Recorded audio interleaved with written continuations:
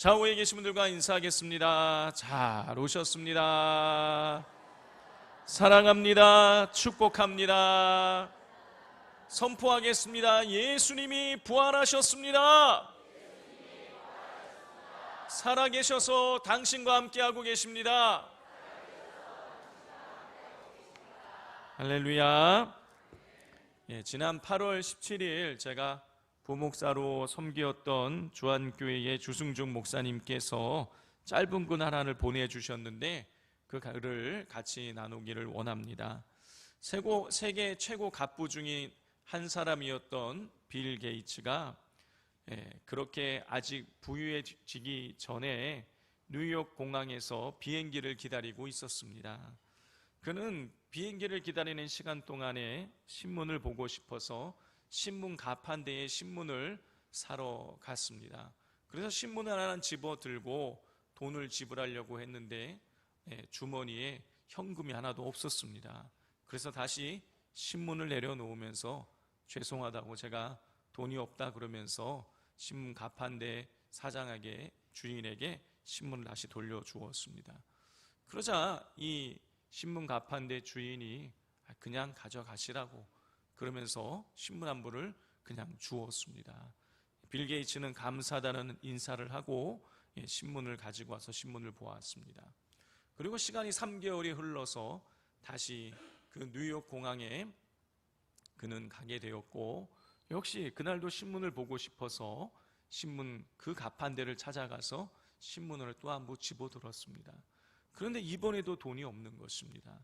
그래서 또 신문을 내려놓고 돈이 없다고 죄송하다고 그럼 돌아서는데 주인이 그냥 신문을 가지고 가라고 그러는 것입니다. 그래서 빌 게이츠가 미안해서 그냥 가져갈 수가 없노라고 이렇게 이야기했더니 이 신문 가게의 주인이 신문은 뉴스를 읽을 필요가 있는 사람에게 매우 소중한 것이니 가져가서 읽으시라고 그러면서 또 신문 한 부를 그냥 건네 주었습니다. 그리고 이제 시간이 19년이 흘렀습니다. 빌 게이츠는 그 당시에 최고의 갑부가 되었습니다. 그리고 어느 날 문득 그렇게 공항에서 신문 2부를 자기에게 공짜로 주었던 그 신문 가게의 주인이 생각이 났습니다. 그래서 어렵게 사람을 통해서 수소문을 했고 그리고 만나게 되었습니다. 빌 게이츠는 물었습니다. 제가 누구인지 아시겠습니까? 예, 잘 알죠. 당신은 세계 최고의 부자 빌 게이츠가 아닙니까? 그러세요. 그런데 혹시 이것도 기억나십니까? 아주 오래전에 저한테 당신이 신문 2부를 공짜로 주신 일이 있습니다. 예, 그 일도 제가 기억하고 말고요. 빌 게이츠가 말합니다. 당신은 내게 신문을 2번이나 공짜로 주셨습니다. 그때 주신 도움을, 그때 받은 그 도움을 제가 돌려드리고 싶습니다. 자, 이렇게 제안을 했습니다. 그러자 이 신문 가게의 주인이었던 사람이 말합니다. 선생님, 오늘 이렇게 저에게 금전적 보상을 함으로써 제가 드린 도움에 상응하는 보답이 된다고 생각하십니까? 빌 게이츠가 깜짝 놀라서 지금 도대체 무슨 말씀을 하시는 겁니까? 그러자 이 신문 가게 주인이었던 사람이 말합니다. 저는 가난한 신문 장수였을 때 당신을 도왔습니다. 하지만 선생님은 세상에서 제일 가는 갑부가 되고 나서 도우려고 하고 있습니다. 당신의 도움과 제 도움은 가치가 다릅니다. 은혜 자비로 베푸는 도움과 도움이 필요치 않는 사람을 돕는 도움은 그 가치가 다릅니다. 도움은 꼭 필요한 사람을 도와야 빛이 납니다. 이렇게 말을 하면서 빌 게이츠의 금전적인 보상을 거부했다는 것이에요. 신문 장수는 비록 가난했지만 필요한 사람에게 무료로 신문을 나누어 주었습니다. 또 필요치 않은 과분한 공돈을 챙기려 하지 않았습니다. 그는 개념 정리가 분명한 마음의 부자였습니다. 빌 게이츠는 이 신문 장수의 대답을 듣고선 당신이야말로 진짜 부자라고 하며 존경을 표했다고 합니다. 그리고 그때부터 빌 게이츠는 정말 돈이 꼭 필요로 하는 사람의 돕는 데 쓰일 수 있도록 그렇게 신경을 많이 썼다고 합니다. 성도 여러분, 만약 성도님들이 그 신문 장수였다면 세계 최고의 부자인 빌 게이츠의 금전적인 보상을 어떻게 금전적으로 보상을 한다고 했을 때에 어떻게 하실 것 같으십니까? 이야기 속의 신문 장수는 자신이 선행을 베푼 것에 대해서 금전적으로 보상하려는 것을 거부했습니다. 그는 돈에 이끌리는 사람이 아니었던 것입니다. 만약 그가 돈을 추구하고 돈에 이끌리는 사람이었다면 그는 당연히 빌 게이츠의 금전적인 보상을 받아들였을 것입니다. 여러분, 우리의 삶이 무엇에 이끌리는가에 따라서 우리의 선택이 달라지고 그리고 우리의 삶의 방향이 달라지게 됩니다. 우리 성도님들께서는 지금 무엇에 이끌리는 삶을 살아가고 계십니까? 오늘날 돈에 이끌리는 사람들이 많습니다. 그러다 보니 돈 때문에 양심도 팔고 돈이 인생의 기준이 되는 경우들이 많은 것이죠. 왜 그런 것일까요? 여러분, 이 세상에 돈만큼 확실한 것이 없어 보이기 때문인 것입니다. 실제로 돈은 내가 소유한 것만큼 누릴 수 있습니다. 돈은 사회에서 나가면 대접받게 해줍니다. 돈이 있으면 남들보다 편안한 삶을 살아갈 수 있습니다. 돈에는 강력한 힘이 있습니다. 그러면 이 돈이 우리의 인생을 보장해 줄 수 있는 것일까요? 정말로 돈이 많이 있으면 인생이 행복하고 즐거운 것일까요? 많은 사람들이 그렇게 믿습니다. 그리고 실제로 돈이 있으면 조금 더 많은 것을 쉽게 누리며 살 수 있습니다.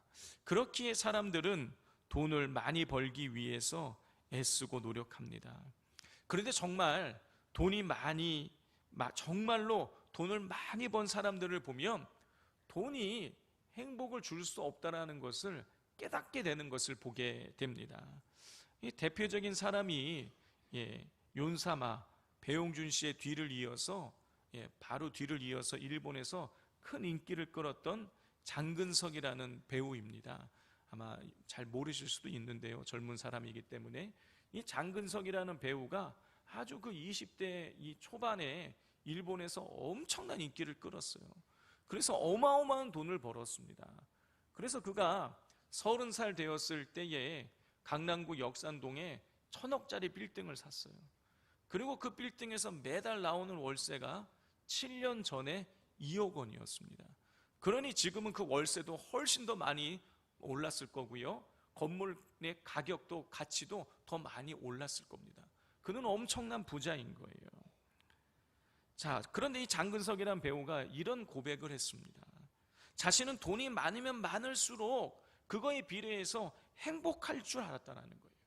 행복이 커질 줄 알았다는 것입니다. 그래서 더 많이 돈을 벌려고 했다는 거예요.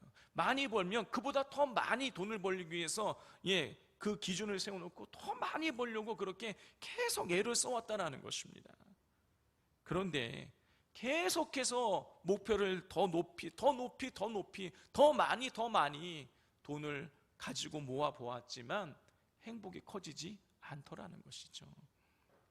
그래서 그는 자기가 가지고 있는 돈과 시간을 어려운 이웃들을 돕는데 지금 할애하고 있다고 그렇게 인터뷰하는 것을 본 적이 있습니다. 성도 여러분, 분명 돈은 유용합니다. 돈이 있으면 인생을 보다 편안하게 살 수 있습니다. 그래서 돈은 아주 달콤합니다.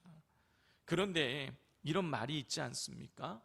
좋은 침대는 살 수 있어도 단잠은 살 수 없고, 좋은 집은 살 수 있어도 행복한 가정을 살 수 없다. 무슨 뜻입니까?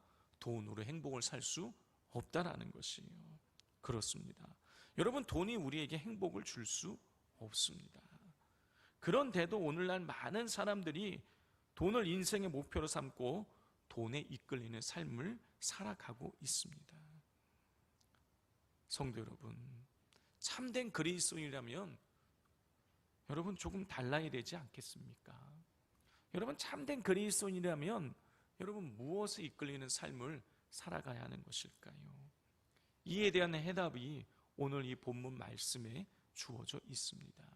자, 오늘 본문에는 안디옥 교회에 관한 이야기가 기록이 되어져 있습니다.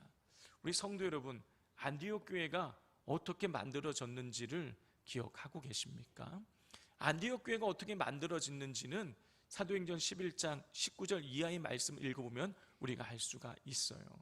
여러분, 이 사울이라는 사람이 스데반 집사를 돌로 쳐서 죽이고 난 이후에 예루살렘 교회를 엄청나게 박해했습니다. 예루살렘 교회 성도들의 집을 가가호호 방문하면서 닥치는 대로 사람들을 잡아다가 감옥에다가 가둬 넣었어요. 아주 집요하게 예루살렘 교회 성도들을 핍박한 것이죠. 그러다 보니 어쩔 수 없이 예루살렘 교회 성도들은 자기의 고향과 본거지인 예루살렘을 버리고 흩어져서 예루살렘을 떠날 수밖에 없었습니다. 그렇게 해서 많은 예루살렘 교회 성도들이 흩어지게 되는데 그 중에 일군의 무리가 베니게와 안디옥과 구브로라는 이 지역에 정착을 하게 됩니다. 자, 한번 지도를 보도록 하겠습니다. 자, 지도를 보시면 오른쪽에 제일 아래쪽에 빨간색으로 표시된 곳이 예루살렘이에요. 거기에서 위쪽으로 올라가면 파란색 동그라미로 되어 있는데 거기가 베니게입니다. 이 베니게는 이 안디옥 교회의 지도자 중에 한 명이었던 바나바의 고향이에요. 자, 그리고 이 베니게에서 위로 올라가면 안디옥이 있고요. 그리고 안디옥에서 왼쪽을 보면 검은색 동그라미로 구브로라는 섬이 있는 것을 보게 됩니다. 예루살렘에서 성도들이 세계 각지로 흩어졌는데 일군의 무리들이 이 베니게와 구브로와 그리고 안디옥에 정착하여 살게 되었어요. 자, 그들은 가서 그냥 산 것뿐만이 아니라 저 지역에 가서 복음을 전하게 되었습니다. 자, 그런데 이 성도들이 저런 지역에 흩어져서 복음을 전하게 되는데 한 가지 문제점이 있었어요. 그게 뭐냐? 이들이 복음을 전할 때에 유대인들에게만 복음을 전한 것입니다. 왜 그랬냐? 이유가 있어요. 그들 생각에는 아직도 하나님의 백성은 유대인들이고 유대인들만 구원받을 수 있다고 믿었기 때문이에요. 그래서 계속해서 그들은 머무는 곳에서 이방 지역에 가서 살면서도 이방인들에게 복음을 전하는 것이 아니라 그곳에 살고 있는 유대인들에게만 복음을 전하고 있었습니다. 자, 그런데 이런 상황 중에 저 안디옥에 정착한 이 성도들, 예루살렘 교회 성도들 중에 구브로와 구레네 출신, 구브로와 구레네를 고향으로 하고 있는 안디옥 교회, 이 예루살렘 교회 성도들 중에서 이 안디옥에 정착한 사람들 중에 몇 사람이 헬라인에게, 다시 말해서 이방인에게도 복음을 전하게 됩니다. 사도행전 11장 20절이에요. 그 중에 구브로와 구레네 몇 사람이 안디옥에 이르러 헬라인에게도 말하여 주 예수를 전파하니. 자, 이렇게 예루살렘에서 흩어진 성도들이 유대인에게만 복음을 전하고 있는 상황 중에 구브로와 구레네 출신 몇 사람이 안디옥에서 이방인에게도 복음을 전하게 되었습니다. 이렇게 해서 이방 땅에 이방인들이 중심이 되는 안디옥 교회가 세워지게 된 것이에요. 자, 성도 여러분, 사울과 그 일당들의 핍박을 피해서 자신들의 고향과 본거지인 예루살렘을 떠나서 본의 아니게 어느 날 갑자기 야반 도주하듯이 타국 땅에 가서 타향살이를 할 때에 여러분, 그 성도들의 마음이 어떠했겠습니까? 아마 굉장히 막막했을 거예요. 서러웠을 것입니다. 좌절했을 것이에요. 예수님 믿게 된 것을 어떤 사람은 후회했을 수도 있는 그런 상황인 것이에요. 하지만 흩어진 성도들은 그들이 머무는 곳에서 복음을 전했습니다. 특별히 안디옥이라는 지역에서는 유대인들뿐만이 아니라 이방인에게도 복음이 전해졌어요. 그렇게 함을 통해서 땅끝, 다시 말해서 이방 땅에 복음을 전하라는 예수님의 그 말씀이 성취되게 된 것입니다. 여기서 중요한 것은 여러분, 어떤 사람이 땅끝까지 이르러 예수님의 증인된다고 예수님 말씀하셨죠? 성령을 받은 사람이요. 자, 사도행전 1장 8절 말씀 다 같이 우리 암송하시죠. 다 같이 한번 암송하겠습니다. 오직 성령이 너희에게 임하시면 너희가 권능을 받고 예루살렘과 온 유대와 사마리아와 땅끝까지 이르러 내 증인이 되리라. 땅끝까지 이르러 내 증인이 되는 사람이 어떤 사람인 것입니까? 성령이 임한 사람, 성령이 충만함 받은 사람이 땅끝까지 이르러 증인이 된다고 예수님 말씀하셨어요. 자, 그런데 이 안디옥 교회의 안디옥 지역에 정착한 예루살렘 교회 성도들이 그 땅끝 이방 땅에서 이방 사람들에게 복음을 전한 것이에요. 그렇다면 이 사람들은 어떤 사람인 것입니까? 성령 받은 사람인 것이죠. 성령 충만한 사람인 것입니다. 자, 안디옥 교회는 성령이 충만한 사람들에 의해서 시작이 되었어요. 그렇기 때문에 그 결과는 아주 놀라웠습니다. 사도행전 11장 21절을 다 같이 한번 읽어보겠습니다. 시작. 주의 손이 그들과 함께 하심에 수많은 사람들이 믿고 주께 돌아오더라. 예, 성령 충만한 사람들이 이방인들에게 복음을 전하자 주의 손이 그들과 함께 하셔서 이방인들이 예수님을 믿는 부흥이 일어나게 되었습니다. 자, 이방 땅에 이방인들이 예수님 믿고 그 이방인 교회가 부흥된다는 소식이 예루살렘 교회에 전해지게 되었어요. 그러자 예루살렘 교회에서는 이 이방 땅에 세워진 이 안디옥 교회를 지도할 수 있는 영적 지도자를 파송하게 되는데 그가 누구냐? 바나바였어요. 자, 그러면 이 바나바는 어떤 사람이었을까요? 자, 사도행전 11장 24절입니다. 바나바는 착한 사람이요 성령과 믿음이 충만한 사람이라. 여러분, 바나바는요 성령과 믿음이 충만한 사람이었어요. 자, 이렇게 안디옥 교회는 성령 충만한 사람들에서 시작되어졌고, 그리고 성령 충만한 영적 지도자에 의해서 영적 지도자가 있는 교회였어요. 자, 그러면 안디옥 교회의 성도들은 어떠했을까요? 어떤 사람들이었을까요? 그들 역시도 성령 충만했습니다. 사도행전 11장 25절 26절입니다.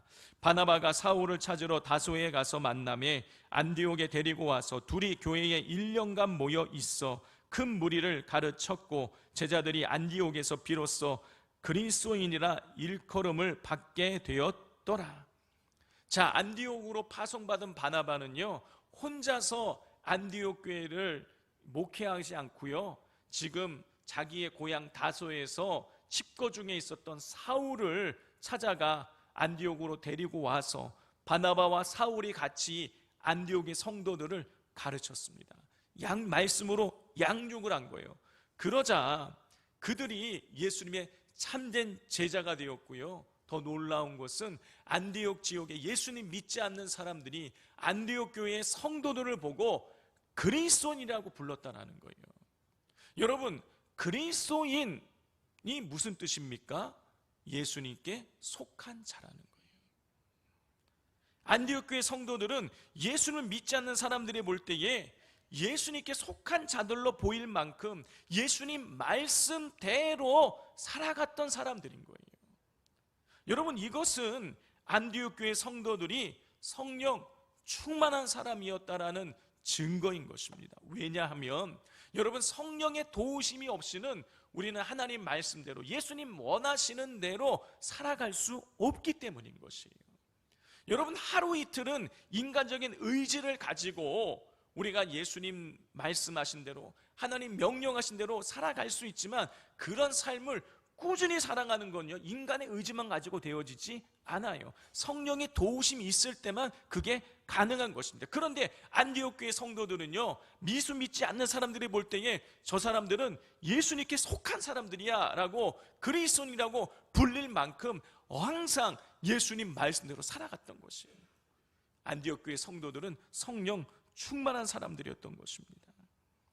자, 성도 여러분, 성령 충만한 성도들에 의해서 시작이 되고 성령 충만한 지도자에 의해서 양육이 되었으니 안디옥 교회 성도들이 성령 충만한 것은 어찌 보면 당연한 일일 거예요. 그렇다면 여러분, 성령 충만이란 무엇일까요? 제가 벌써 몇 번 말씀드려서 잘 아실 것입니다. 여러분, 성령 충만은요, 성령의 다스림을 받는 상태를 의미하는 것이에요. 여러분, 성령 충만이란 쉽게 말하자면 성령에 이끌리는 삶을 말하는 것입니다. 여러분, 그렇다면 성령에 이끌렸던 안디옥 교회는, 안디옥 교회 성도들은 어떤 삶을 살았을까요? 오늘 본문에 성령 충만한 했던 안디옥 교회 성도들이 어떤 삶을 살았는지를 4가지로 기록을 하고 있습니다. 첫 번째로 성령에 이끌렸던 안디옥 교회 성도들은 예수 그리스도의 사랑으로 모든 사람을 차별하지 않고 품어냈습니다. 우리 13장 1절 말씀을 같이 한번 읽어보겠습니다. 시작. 안디옥 교회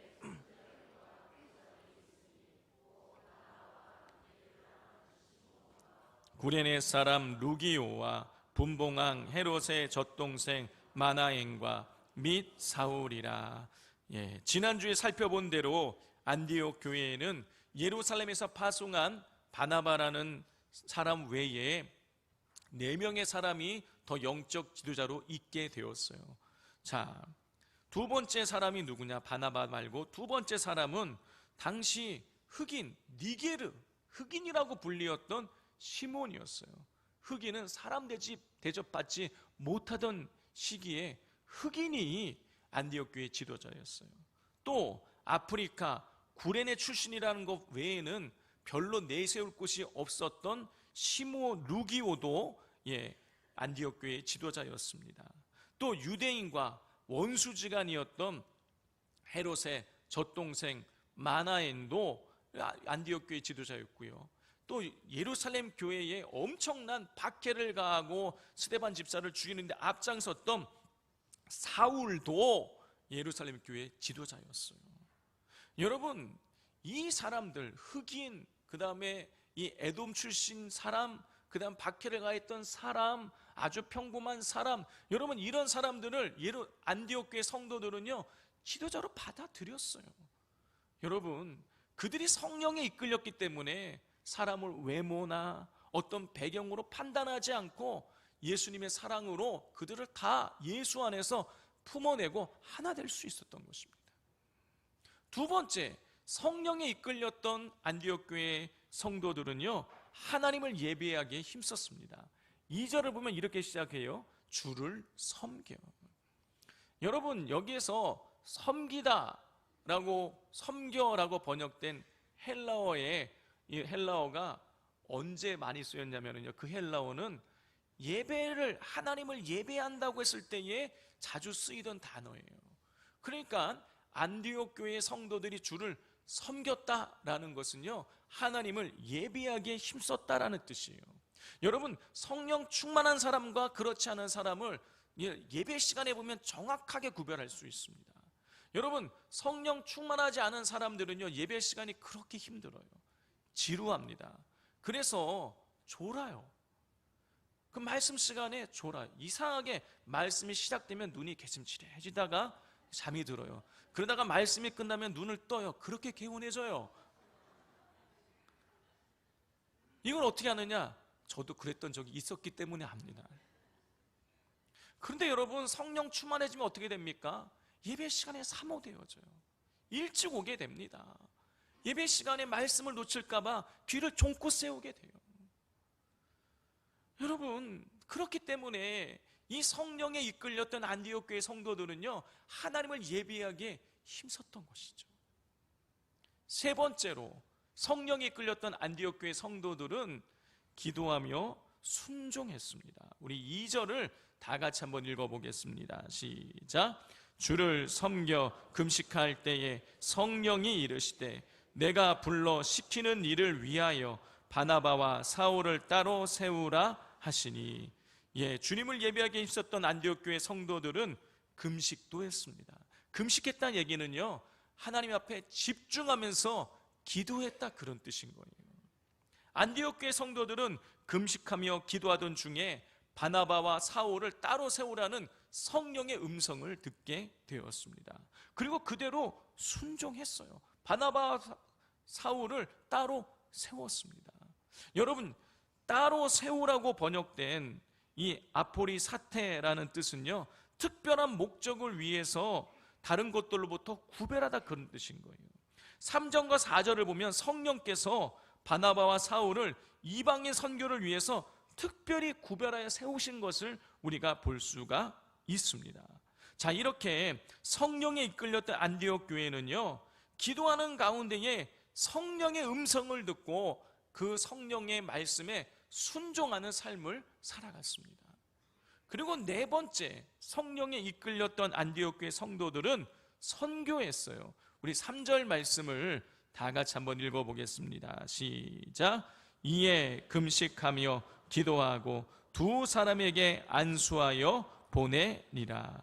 안디옥 교회 성도들은 금식하며 기도하던 중 바나바와 사울을 구별하여 세우라는 음성을 들었어요. 그리고 나서 그들은 그 음성을 듣고 나서 또 어떻게 했느냐, 3절을 보면 금식하며 또 기도했어요. 그리고 그 이후에 바나바와 사울을 안수하여서 보냈습니다. 어디로 보낸 것입니까? 이방인 선교를 위해서 보낸 거예요. 바나바와 사울을 선교사로 파송을 한 것이죠. 성도 여러분, 이 일이 언제 일어난 것입니까? 지금으로부터 약 2000년 전에 바나바와 사울을 안디옥 교회가 선교사로 파송을 한 거예요. 여러분, 제가 잘 모를 수도 있겠지만 제가 아는 한에 있어서는요, 지난 39년 동안 우리 산돌교회가 풀로 후원을 해서 선교사를 파송한 적이 없더라고요. 그런데 우리가 선교를 안 하는 거예요. 조금씩 돕기는 있습니다. 그런데 우리가 온전하게 한 선교사를 우리가 후원을 작정을 하고 총회를 통해서 파송한 적은 한 번도 없더라고요. 근데 여러분, 2000년 전에 그 세워진 지 얼마 되지 않은 안디옥 교회가 두 사람을 선교사로 파송을 한 거예요. 그때는요, 선교가 뭔지도 모를 때예요. 왜냐? 세계 최초의 일인 거예요. 어떻게 선교사를 도와야 될지도 모를 때인 거예요. 그런데 안디옥 교회 성도들은 선교사를 파송하라는 성령의 음성을 듣고 그대로 순종을 했습니다. 성도 여러분, 성령 충만한 사람들은 예배를 사모하고 기도하며 주의 음성에 순종하게 됩니다. 그리고 또 한 가지 나타나는 현상이 있는데 바로 선교예요. 성령에 이끌린 사람은 누가 뭐라고 시키지 않아도 예수님을 전하게 되어 있습니다. 선교하게 되어 있는 거예요. 여러분, 사도 바울을 보십시오. 사도 바울은 자신이 복음을 전하지 않으면 자기에게 화가 있을 것이다 라고 이런 고백을 해요. 여러분, 누가 사도 바울에게 복음 전하라고 시킨 것이 아닙니다. 그가 복음 전도한다 그래서 누가 그에게 돈을 주는 것도 아니에요. 그런데요, 그는요, 목숨 걸고 전도하는 거예요. 돌에 맞아 죽을 뻔도 하고 강도도 만나고 태형도 맞고 죽을 위기를 수없이 넘겨가면서 그는 온전히 선교하는데 그의 삶을 집중합니다. 왜냐? 그가 성령에 이끌리는 사람이었기 때문인 것이에요. 자, 이렇게 성령에 이끌리는 사람은 그리스도의 사랑으로 사랑을 차별하지 않고 품어냅니다. 하나님을 예배하기를 사모하고 기도하고 순종하며 선교합니다. 그렇다면 우리 성도님들은 어떠하십니까? 모든 사람들을 차별하지 않고 그리스도의 사랑으로 품어내고 계십니까? 예배하기를 사모하며 기도하며 순종하며 선교하고 계십니까? 성도 여러분, 우리가 그리스도의 사랑으로 우리가 살아갈 때에, 여러분, 성령에 이끌릴 때에 우리는 온전하게 하나님의 맡겨주신 선교의 사명, 예배와 기도와 순종과 사랑의 사명을 온전히 감당해 나갈 수가 있습니다. 여러분, 안디옥 교회 성도들이 그러했어요. 여러분, 안디옥 교회 성도들은 특별한 사람들이 아닙니다. 여러분, 그들은요, 그리스도인이었어요. 여러분, 우리가 누구입니까? 우리 스스로를 뭐라고 부릅니까? 그리스도인이라고 부르는 거예요. 여러분, 특별한 사람만이 그런 것을 할 수 있는 것이 아니에요. 모든 그리스도인이 할 수 있습니다. 언제? 성령에 이끌릴 때. 여러분, 성령에 이끌리는 그리스도인들은 여러분, 그리스도의 사랑으로 모든 사람을 품을 수 있어요. 기쁨으로 예배드릴 수 있습니다. 기도할 수 있고 순종할 수 있고 선교할 수 있어요. 그러므로 바라기는 우리 성령의 충만함을 사모하시기를 바랍니다. 온전히 성령에 이끌려서 그리스도의 사랑으로 모든 사람을 품어내고 기쁨으로 예배를 드리고 기도하며 순종하며 영혼을 살리는 선교하는 일에 힘쓰게 되시기를 주님의 이름으로 축복을 드립니다.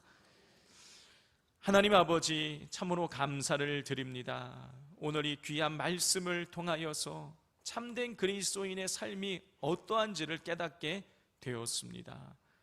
하나님, 우리가 성령에 이끌릴 때에 힘들지 않고 너무나 자연스럽게 사랑으로 모든 사람을 품고 예배하고 기도하며 순종하며 선교의 사명을 감당할 수 있다라는 사실을 알게 되었사오니 하나님, 우리 안에 성령께서 우리에게 하나님의 성령을 더 사모하게 하여 주시고 우리가 성령을 사모하며 기도하며 나갈 때에 우리에게 성령을 부어 주셔서 온전히 성령께 이끌리며 살아가게 하여 주옵소서.